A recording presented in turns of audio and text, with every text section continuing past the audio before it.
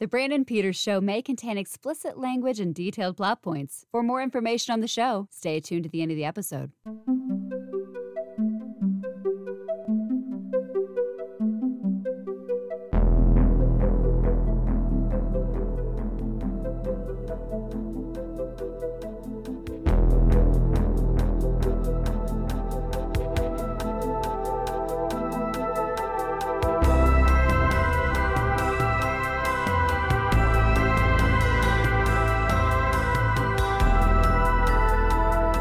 And now, here's Brandon.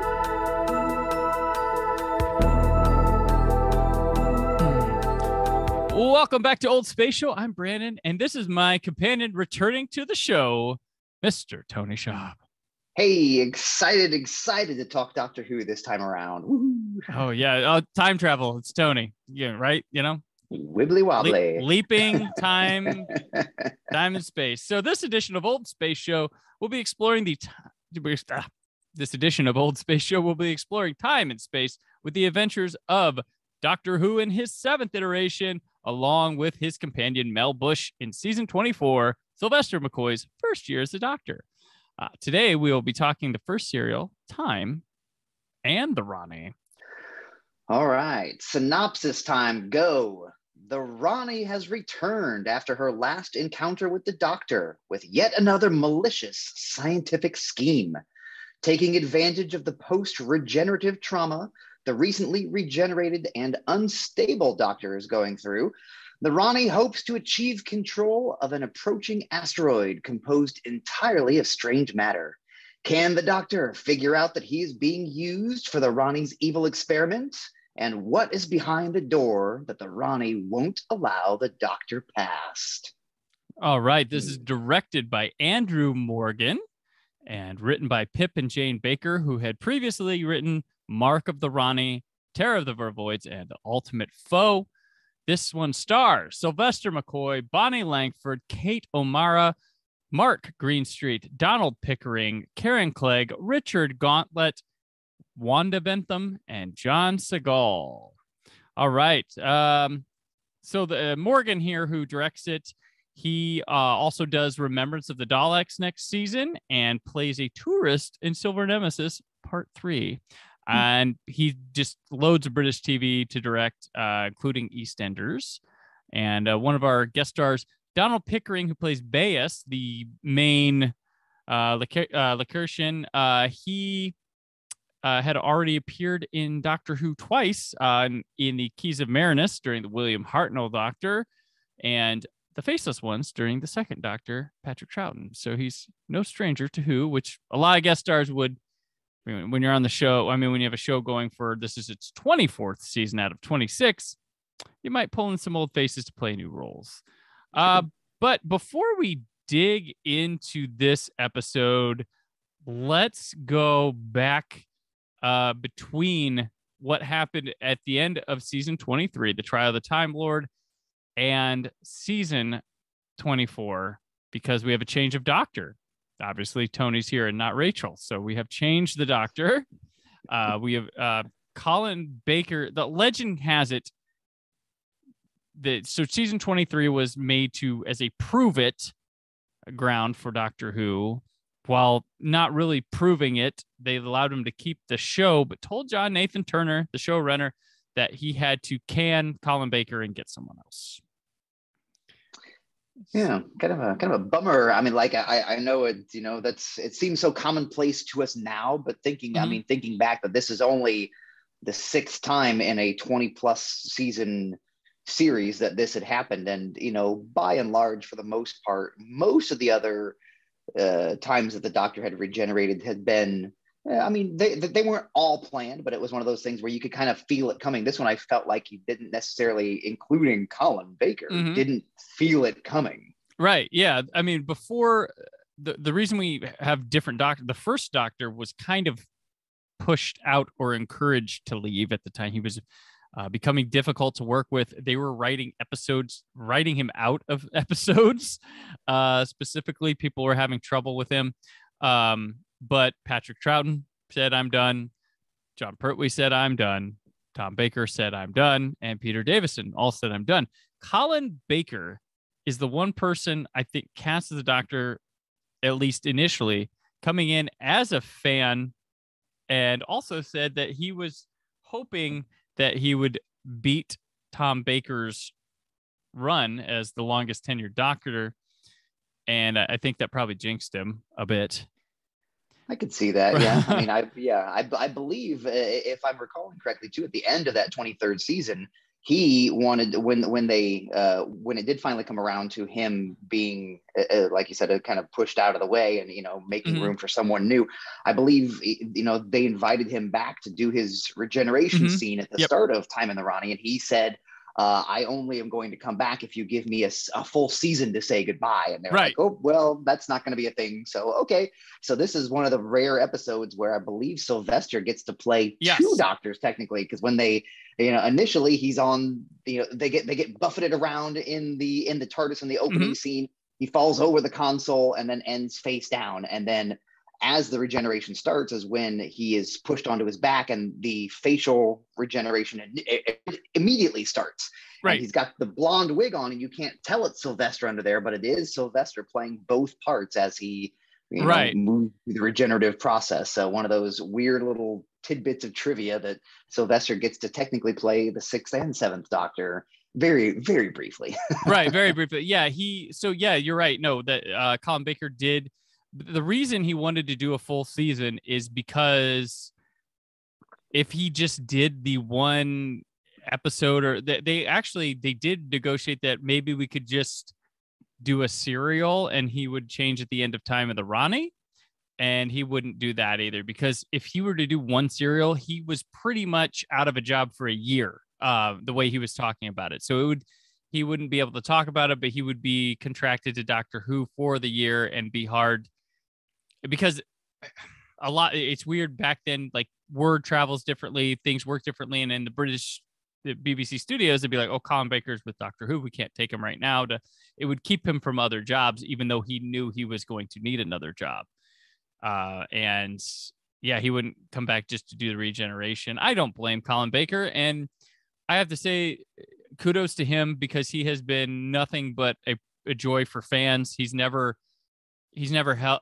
hasn't pulled a Christopher Eccleston, how he had been with Doctor Who. Colin instantly would go. He went back to do stage play performances. He did conventions. He came back for Dimensions in Time. He's been the Big Finish Doctor. I know people will say Paul McGann's the Big Finish Doctor, but Colin Baker has like recorded so much and become people's favorite Doctor through his Big Finish recordings, which he just loves doing. And he's if you listen to like those Planet Earth shows, he is the voice of that a lot of the times too. But yeah, that's what happens. So they have to can him. But this season 24, while if you ask me of my least favorite seasons of Doctor Who, this one's going to come up, but I also consider it a complete miracle it works as well as it does, because they had 8 weeks from telling Colin Baker he was gone to needing a show out, or something, because they had 8 weeks to go and they had one episode script called Strange Matter. One episode, not the serial, just one episode. It was completed and commissioned, and then Bonnie Langford and no Doctor. That's what they had. And then John Nathan Turner wants Sylvester McCoy. BBC's like, well, why don't you have him audition along with other people? So he had 4 actors audition, 3 completely wrong for the role, and he knew it on purpose to make Sylvester look good. And he auditioned with Janet Fielding, who played Tegan during the Peter Davison era. And so McCoy gets the part, and then they shoot 14 episodes in 32 days. It's crazy. Just with them no script. Like the first script written that knew Sylvester McCoy was the Doctor was Delta and the Bannermen. Like these first 2 stories we're going to talk about, one was written for Colin Baker and makeshifted on the fly, and the other was just generic Doctor. It's crazy.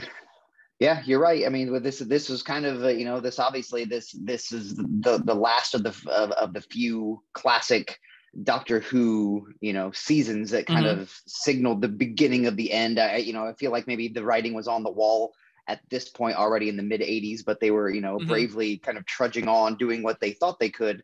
And I mean, you can't fault, like you said, you can't fault the cast, the staff. Like, I mean, Sylvester was amazing. Bonnie, she was a great companion through, I think she helped the transition of this regeneration more so than maybe any other companion. I mean, it was amazing what they did. And just like you said, in the time frame they had, I mean, can you imagine showing up to work and not knowing, necessarily what you're doing from day to day? It's like, trying to drive a bus when the wheels are literally falling off. So I mean, all power to them. And I mean, this is it's an interesting thought, because this is, like you said, even though it's not the best, maybe thematically, or the most enjoyable part of the classic series, this is definitely a bridge that, because they put in the work and the effort now, it allowed Doctor Who to keep going even onto the present day as we know it now. So. Yeah. 100%, because they had the right idea here. And, Bonnie Langford, consummate pro, like, because I know she's got a lot of crap, like, because Mel, not the deepest of characters, a lot of scream stuff, but she's a screamer. She did. I mean, she was in a tumultuous time, and just no sweat off her back. Like, she comes in, she does her thing, and I think her fashion throughout this inspires animated characters that I've seen throughout her tenure at Doctor Who. I'm like, oh, is that like Strawberry Shortcake? Is that April O'Neil? Like, there's a lot of fun stuff with her through that. But you also bring in, I think John Nathan Turner here does something perfectly, which he wanted to do with Colin Baker, but it was too kind of similar at the time. But they overhauled this, like, and while it may not work right here, I do know when I announced that this was going to be a series, one of the listeners said this is his favorite season, and said it was because it felt fresh again. And I get that, like, because they have overhauled it. The theme music is way new. The idea is different. Like, you have a whole different vibe. It's a new Doctor. It almost feels like it could be a new showrunner too. But they have a new script editor, Andrew Cartmel, and Pip and Jane Baker write this story because they were previously contracted to do a story. But the rest of the way through the McCoy era, it's all new writers, and only writers focused on this. Yeah, I think they, like you said, they were committed to kind of have that vibe of that go big or go home mentality, even if they were doing a lot of it on the fly. Like you said, a brand new, the theme song was brand new, done all digitally, I believe, with their the theme opening credits was the first time they had CG rendered anything. This is 1987, I believe. I mean, it's about as cutting edge as it gets for the late 80s, using for the first time ever in this sci-fi show any sort of computer generated graphics. So they were, and the prologue too has the CG stuff. Yeah, I mean, they were throwing everything at the wall and hoping that the best stuff would stick. And you definitely can't fault them for trying to make it work instead of just kind of limping to the end. And you can't fault them for not having money. I mean, look at this point in Who, when you can say is like, I always, when it comes to like a lot of the classic stuff, like film and stuff, I always try to put my mind in the mentality of when it was made and not go old, like, oh, well, that's pretty impressive for back then. At this time though, Star Trek: The Next Generation's on TV. So right now you're like, they're doing what they can. And I think a problem too is they have switched. So in the previous season, they switched to video all around, especially the exteriors. And that's where it shows. And it looks sort of public access-y kind of, but with like money or something. And through the last season did fine. This season, not a lot of things are gonna like work because there's some sci-fi stuff that they're going for it, and hey, more power to you, but it's not working. But there's one story in this season where they're gonna figure things out, and that's gonna help the rest of McCoy's era, and why I think season 25 and 26 are some of the best Doctor Who of all time that follow this. But that's because there's one story here that, and I'm not saying because it's like good or something like that. It's just, they seem to have figured it out with this video process and what they can and can't do and what actually works. and when we get to that story, I'll mention it, but it's not this one. But they will run with it, and the next 2 seasons, it's not going to feel wonky or weird at all. Like it works. But yeah. So go ahead. Well, I was going to say this is definitely where, like you said, this is where I think the show was kind of, I don't like to use the word saved, but like you said, this is where it felt like the transition came from of, hey, we're just a goofy sci-fi show, just kind of throwing an alien of the week at you, versus here's some quality writing. You think of these are thinker type stories where you can actually see some of these themes and some of the things that Doctor Who is now very famous for kind of set its roots during this season in particular. Doctor Who's always kind of had that kind of edge to it, but this is where you definitely feel it. And I definitely appreciate what you said about it feeling like public access with a little bit of money, because this is where, we spoke briefly about this. This is where I discovered Doctor Who as a young, when it was 87, I was 9-10 years old. I was watching Doctor Who Saturday night at 11 p.m. on PBS, flipping through the channels and caught it. My first, Sylvester is my first Doctor. I first started watching Dragonfire, which I believe is the 4th serial of the season. That's where I came on, and it was like, what is this? This is where I kind of discovered it. So you never forget your first Doctor, and that's why I have all the love for Sylvester. But yeah, definitely this is where I agree with you, where you feel a bit of that transition, laying that groundwork for the bigger things that can come. Yeah, and I'm a guy, I'll admit, right? I am a fan and love the super pretentious ghost light. I know that's a point of controversy with people, but it works for me because they are going for something bigger, and it's one I can always revisit and find something new, and it makes my mind work. And that's what I love about Doctor Who a lot. There you go. I love the abstract ones, the whatever is going on there. But one other thing that goes on in the background during this season is Bonnie Langford was commissioned for 2 years, and so they're going to be trying to find a replacement throughout this season. There's touches in the next, not this one, but the next 3 stories of like, no, move on. Like, so that's kind of an odd thing we'll be talking about a little bit. Also, while they were keeping Doctor Who on the air, there was pressure from the BBC, like with negative reviews. Like anytime like Langford or McCoy went on a show, they would, like a BBC talk show or something, they would push at them these negative reviews and be like, whoa, it's like, what are we? We're supposed to be here to be promoting the show, not torture. Like the BBC kind of wanted it off, and they put Sylvester up against Coronation Street, which was huge, like the biggest show to watch. So like it's gonna fail. And there's as we talk, season 22 is the current Blu-ray box set for the Who collection, and they have a one-on-one hour interview with Michael Grade, the man who canceled Doctor Who during the Colin Baker era to bring it back and then let it fade anyway. But he did not like Doctor Who, and he was running the BBC at the time. So that's where they're at with this. Yeah, it's one of those impossible, just like it's like Fox putting Firefly on Friday night. Right, like yes. It's not going to work. What are you doing here? Yes. So. And put the 3rd episode first. Yeah.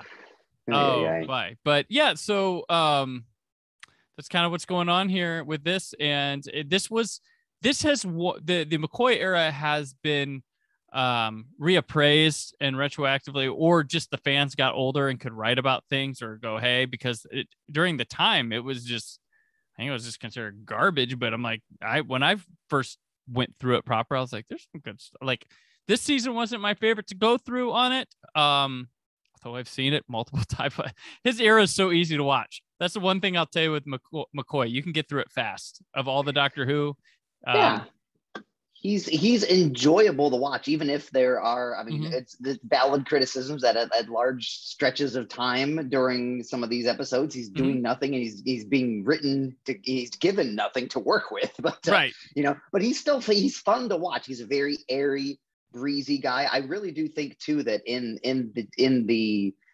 current time, looking back and in retrospective, I think it helps that Sylvester stayed a little bit in the pop culture scene. I think when he was cast as Radagast the Brown in Hobbit trilogy, I think people kind of found that new appreciation to go back and watch some of his old stuff. Like, oh look, he's quirky now. He was quirky then. Like that's who he is, right? Like it kind of validated kind of his vibe a little bit, I think. Yeah, for sure. Yeah, definitely. And he'll be in The Munsters coming soon, the Rob Zombie film. So that's right. Which he had a funny interview recently about that, where he said he was his like a daughter or granddaughter told him to do the movie and talked about Rob Zombie. And he looked him up and he was like, ooh.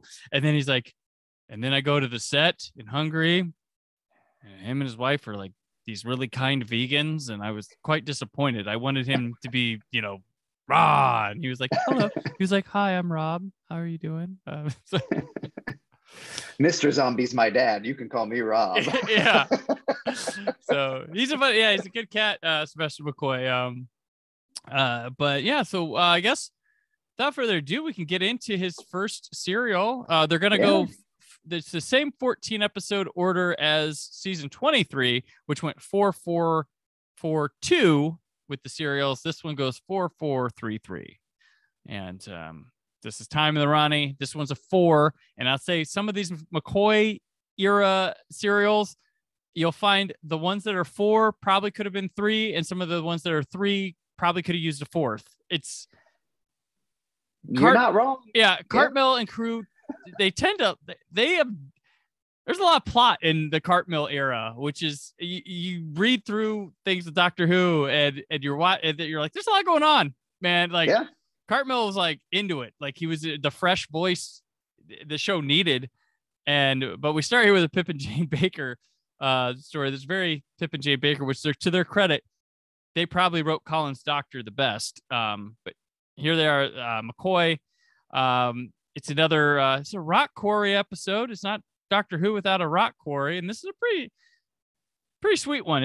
Feels much deeper than others, and it's got that cool bass that they have, model work or something they did with it, which is awesome, I think. Yeah, it was a nice blend of, right, because sometimes, like you said, with the rock quarry or let's all shoot in one location episode, like you feel like, okay, they're in this corner, then they're in that corner, and there's nothing but that. So yeah, they did a good job of blending. There was a lot of interior shots of the laboratory as well. I feel like they did a fairly good job of blending that all together, and the base was kind of the bridge, when you went outside and you saw rocks, but then there were the dragon statues and things like that. Like, yeah, there was a nice blend there, which I appreciated. So yeah, I also felt similar to what you, I think, are outlining, that this could have been a 3 episoder. In fact, during my rewatch earlier this week, as I got into the 3rd episode, I had to stop myself. I was like, is this the last piece of it? I'm like, no, there's more. Yeah. And I wondered briefly, I'm sure it's not this way, but briefly a flash fell in my head. I'm like, maybe they extended this one to 4 because they had to shoehorn in all the talk of regeneration and I don't feel quite like myself and things like that, without all that extra stuff that's putting the exposition that, hey, we've got a new doctor in case you've been living under a rock for the last 23 years. Without that stuff, it might have been a 3 episode. Who knows? Yeah, we have the Rani. So the Rani gets a hold of the doctor first, and the Rani, he recognizes her, and then she knocks him out, gives him some amnesia stuff, and then she pretends she's Mel. And so we have 2 episodes of that. Like that's of all the things, right? Of all the things for the evil, diabolical mastermind, the Rani, to do. She has the entire space and time at her disposal, and all she wants to do is knock out the doctor and pretend to be his companion to get in his mind. Like that's just the most. I don't know if it's genius or just insanity. Probably a little bit of both, but mostly the latter. Yes. And Kate O'Mara is great at this because she has that ability to play camp seriously, dive into it, but never go too far either way. She's never too overly dramatic, and she's never too campy. Fits perfectly. And somebody on a bonus feature I was watching recently said she could have been a queen of B movies had she wanted to. She would have just killed it. Like, because she did star in some handful of Hammer films back in the day too. But she was also in Dynasty, of course. This was one of her first things after leaving, was coming back to Doctor Who. Because she wanted to do something just that wasn't super serious drama, and called it, because she probably wasn't even involved in this episode when the script was commissioned, and then came back. Luckily, her creators, Pip and Jane Baker, were writing her again. But yeah, so she's here, and I think part of the reason this one doesn't warrant 4 episodes as well is it's too stationary to be 4. Like it doesn't. Yeah. It just sits in place. And like there's a lot. It's either right outside, watching a whole lot of empty space, or in that same layer, just walking around a console thing. Right. And I know they use the excuse of her the Rani using her technological prowess to pull the TARDIS out of its trajectory, right, and slam it down onto the ground, and of course this is what preempts a very, very thin excuse for the Doctor's regeneration as he flops across the console and oops, I guess I hit my head too hard and it's time to regenerate. Well, they kept the exercise bike in the background, so it's like, did he fall off the exercise bike? Yeah. So yeah, and McCoy's fun to watch because he's in Colin's costume for a bit of it, as he's figuring out, he's having the regeneration crisis, but in a much healthier way than we saw Colin Baker's Doctor have it. He's not strangling people. He's just playing spoons and messing with his hat and stuff. We do get to see him try on outfits. That's always a Doctor thing. Like, we all become fashion appreciators when a Doctor when a new Doctor comes, you're like, oh, what are they going to wear? Yes, what are they fashion gonna dress up show. And they ran the gamut of during this little fashion scene from like goofy Napoleonic type stuff to, I think at one point he was in something that was very reminiscent, if not Davidson's outfit. He was very reminiscent. He had, I think he said old hat, and he took it off real quick. So right, he wore the outfit, but with the cricket pads, like because the Davidson's was a cricket. He wore the Pertwee suit. I think he wore Tom Baker's, and then he came out in Patrick Troughton when he was in The Abominable Snowman, had this big coat, and that's when he opens that to reveal his cardigan with the question marks on, because that's a John Nathan Turner thing. He wanted the question marks on. That is a look. I've actually have that vest in my closet. I like it. I don't know why I'm not wearing it right now, but it's like Colin Baker's coat. It's like but it becomes iconic. Like it becomes a lot wonderful. Better. Yeah.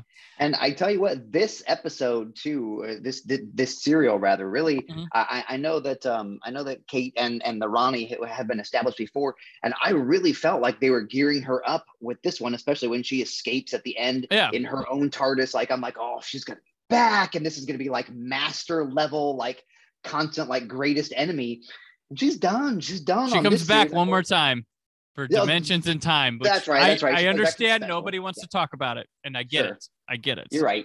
And she's been in the tangential stuff. She's been featured in some of the comic books, and she's been in a lot of the Big Finish. I know after when Kate unexpectedly passed away, they regenerated the Rani and brought her in with Siobhan Redmond, with Kate's kind of her agent and family's blessing, right? Said she would have wanted this to keep going. So the Rani continues to exist, but I really, especially with the new Doctor Who, how they never brought her back again and again. I thought for sure we were going to see her. I would love to see her go up against some of our current. Like it would have been amazing to see her.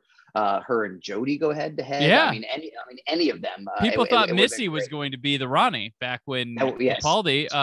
There's 2 characters that people want back dearly. There's Romana and the Rani. They've just, more power to them for it. I mean, we're getting Tegan and Ace back in the fall with Jodie's finale, which is like, when you think about it, it's like they really don't scratch that itch. They with monsters they do, but with like old companions, they don't. And I wonder if that's a because I mean they tried it with Sarah Jane, obviously, and then this was around the time of the 50th special when she got to come back, and K9, and it was like, ooh, and then I think they got too excited and gave them their own spin-off, and that didn't work very well, and it's like, okay, maybe we shouldn't do this. So maybe they got a little gun shy after that, but yeah, they could easily work to bring some of these people back, I think. Yeah, easily. And I mean, I got giddy when, Legend of the Sea Devils ended, and then they had that trailer, and I was like, oh, Tegan and Ace. Oh, man. Oh, boy. And it's funny, not to overshadow with new Who stuff, but Ace is relevant to this later on, Yeah. but just the fact that there's all this stuff going on and it's overshadowed. It feels like we're done, but with Jodie's era, but we still have the final story, and some of this could be a lot of flash about this new stuff to still keep secret what's going on in this, because someone did mention, if Chibnall's telling you Ace and Tegan are back for this finale, what isn't he telling you? Right. Yes. 100%. Chibnall's a mystery box guy. Yeah. So yeah. So it feels like the opposite, to be honest. It feels like the complete polar opposite of what happened here with Sylvester coming on, like that, like that was an unknown. I mean, obviously the word got out eventually, but that was one of those like abrupt, like, crap, what do we do type of things. Nowadays, especially with Jodie, and I know Capaldi previously, there's a big fanfare when it, obviously now it's like 3 years when the doctor calls it, but it's like a big, it's like the Michael Jordan retirement tour, right? Where you get one final lap to say goodbye to everybody and do the big stuff you've always wanted to do, which is the polar opposite of what happened here. Yeah. Sylvester with 6 and 7. He said that he, it was 6 gets fired, and then 7, he would have done another season. He said he's pretty certain that he would have done another season, and then they would have been looking to replace him.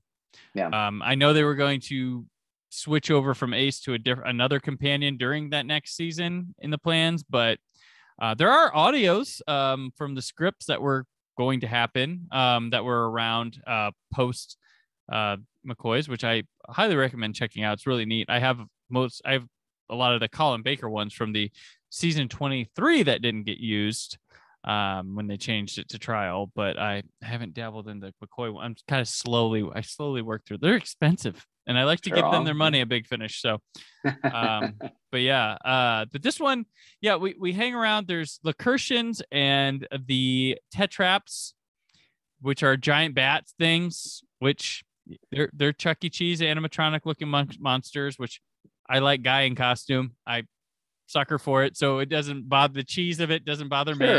And you could tell they were trying different. They're like, let's put an eye on every part of their head, front, back, side to side. Let's just give them eyes for days, and let's make them all move. So, and like the Kershans look like people cosplaying Fraggles. Like that's pretty much.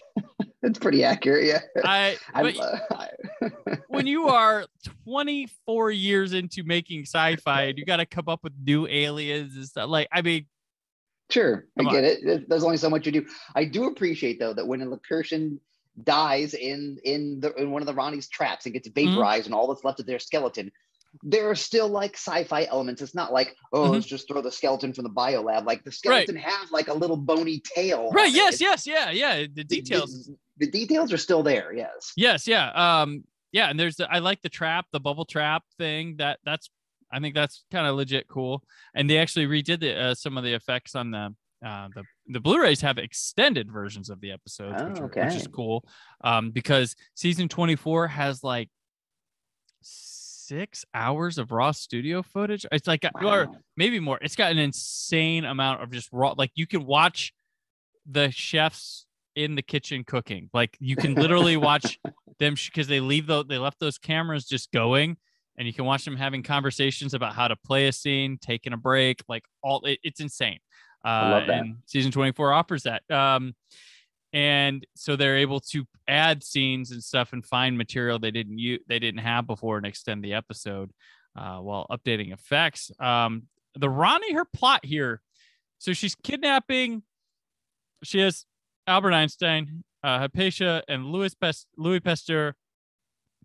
And she needs a doctor because she's feeding this giant brain to produce a strange matter that will like knock the course of the asteroid that's going to hit Earth to extinguish the dinosaurs and change evolutions around the world. Like, that's what it's kind of a hot mess, really. I mean, because she's like, the dinosaurs never had their chance.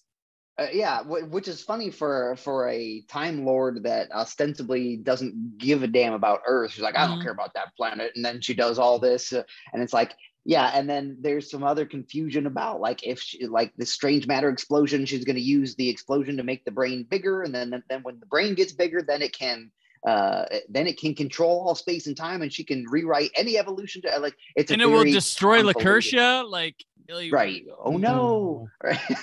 We got to get this episode done, folks. That's what. Yeah. But in all honesty, this plot was kind of hinted at in Mark of the Rani.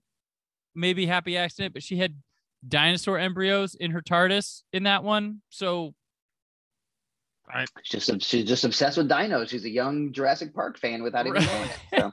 Yes. But yeah, so that's what she's trying to do. She doesn't succeed, obviously. It has cliffhangers. I like to talk about those. First one, Mel gets in a bubble, but luckily it hits the water and she doesn't die. Super convenient, yeah, because the only other time you saw it bounced around twice and literally exploded. Yes. Like, ooh, that whoever's in a bubble is dead. And then Mel gets in there like, oh, well, who else is getting written off this episode? Classic Mel screaming cliffhanger. Oh man, so much screaming.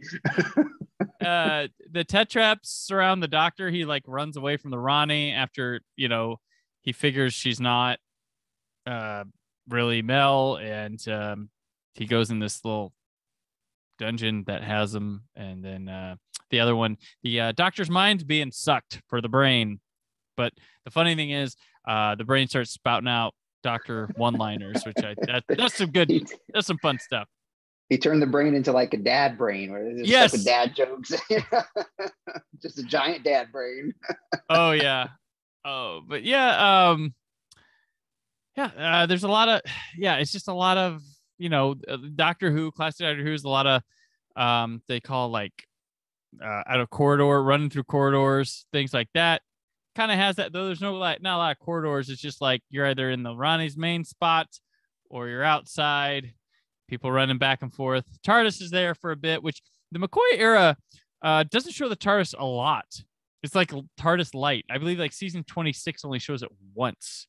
Yeah, I wonder if that was like a conscious choice or if they got some feedback and they're like, the doctor relies too much on his little, magic outs of being in the TARDIS and having everything at his disposal. Just start with them coming out. We don't need a banter. Yeah. Step on out. Right. And I'm sure it was a budget saving thing too, that they don't have to show the inside if you just step out of the cardboard box. But I mean, this whole serial, technically there were two TARDISes on this planet. Ronnie has one and the doctor has one, and they didn't do anything with their TARDIS except for when she had to go back to the workshop and cut herself a new piece of biograde aluminum or whatever the special thing she needed. She went to the laser and cut it square and like, now we're done here. It's like, your TARDIS has been de-evolved to a high school workshop at this point. That's it. So yeah, for sure. She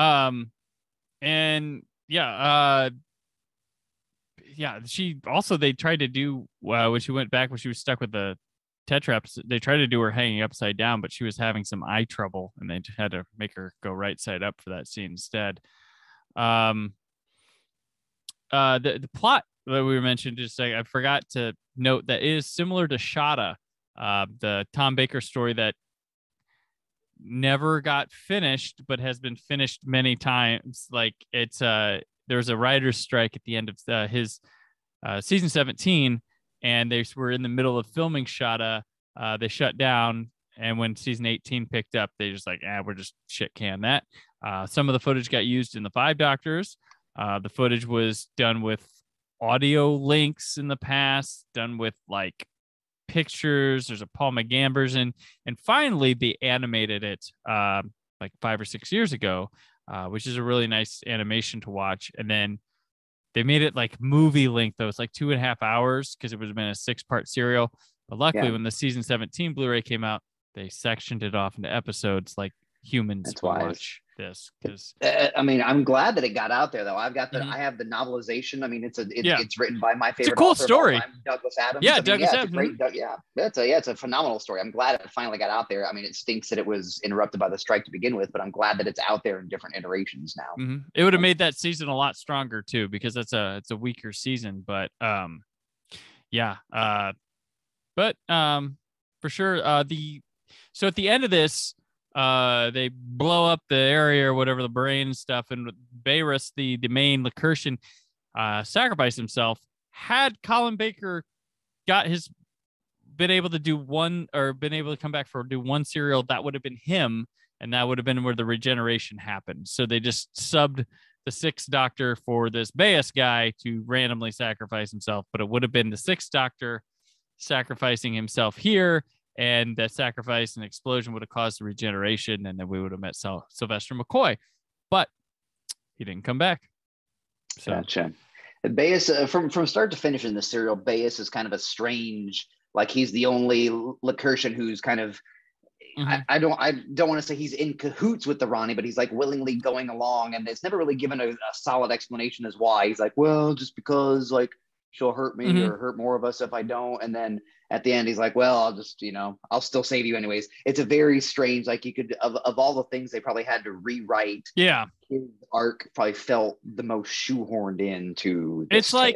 It's like if Samuel L. Jackson and Django Unchained decided to have a change of heart in the finale and help out Django, like that's about where it gets like, wait, what? No, this guy was too far gone so, but yeah, that's where it was. And as they leave, Mel's like, I don't, this new you. He's like, I'll grow on you, Mel. I'll grow on you. Yes. And yeah, it's and he'll have to grow because, Sylvester's finding his characters. This is such a hurry. They're just letting him do his stuff. And the director of this one's like, difference between working with him and Colin has been like, Sylvester will improvise. Colin doesn't improvise too much. And they were just letting Sylvester go and finding his character. And then it's really magical when him and Cartmel they're all on the same page. It's good stuff. Like it's really special for the show. Of all the strange vibes or whatever from this episode of the awkward transition and the rush things and everything, the one thing I think works really well in a backdoor, like, oh, we didn't plan it, but that's a great kind of way, is that part where he's like, well, I'll grow on you. He's essentially saying, I'm still figuring it out too. Like of all the regenerations we've seen, this was the most, if it's unplanned and you come back as someone completely different, like that's a central theme that they carry through even into modern Who. Right. Like when the regenerations happen, like you don't know what's going to happen. Like obviously you could switch genders too. Like, you have no idea what this looks like. And I feel like that chaos is kind of exemplified in this episode. It was accidental because of what was going on behind the scenes, but I think it works very well in the larger spectrum of Doctor Who's lore. Yeah, and the McCoy era informs the new series more than a lot of the other ones will, because there's a lot of cues taken. There's the Jodie era has picked up on some unfinished business that they were planning on doing in the McCoy era, which when people get on Chris Chibnall, I'm like, he knows his stuff, guys. He just might be into different eras than you are, but he knows what he's doing. And then the TV movie does help the new series a lot too, in ways of setting up how things could be and knowing what not to do. Like that's the importance of the TV movie, which is a part of the McCoy era because he got brought back for it. But sure. But yeah, do you got any more on Time in the Rani? No, like I said, my biggest takeaway is I'll always keep my fingers crossed that maybe someday the Rani will come back in live action. Maybe someday. I don't know if like I said, they think that she's too similar in stature to the Master, where they're both Time Lords and they both hate the Doctor and this, that, and the other. But I'd love to see the Rani come back for sure. You can have more than one. Than one. But okay, well, Tony, it's time to reset the TARDIS coordinates, get us on to our next adventure in time and space. Till then, where can people keep up with you? You can keep up with me online. You can find me at Tony Schaab on Twitter, on Instagram, on Facebook. You can swing by sciencefiction.com, where I'm the senior editor, and you can have a lively chat with me about all the ways that you think I'm wrong with all the opinions that I share on that site. All right. Hashtag Time and the Brandy, and I'm on Twitter and Instagram at Brandon4KUHD. We're in Worker Why So Blue. There's more from the Brad Peters Show this week. Summer of '82 at 40 is in full swing, keeping going. Hope you're enjoying it. chugging along. But from old space, somewhere there's danger, somewhere there's injustice, and somewhere else the tea's getting cold. Come on, Brandon, we've got work to do. Thank you for listening. The Brandon Peters Show is a Creative Zombie Studios production. Produced by Brad Shoemaker and Brandon Peters. Written and edited by Brandon Peters. Announcer vocals by Jessica Alsman. Theme song by Metavari. Web design and show art by Brad Shoemaker with Brandon Peters. All music and clips featured in the episode are property of their respective studios, and no infringement is intended. Additional information on this and other episodes at BrandonPetersShow.com. For any inquiries, press opportunities, or sponsorship, contact mail at BrandonPetersShow.com. The show is available on Apple Music, Spotify, or anywhere podcasts are found.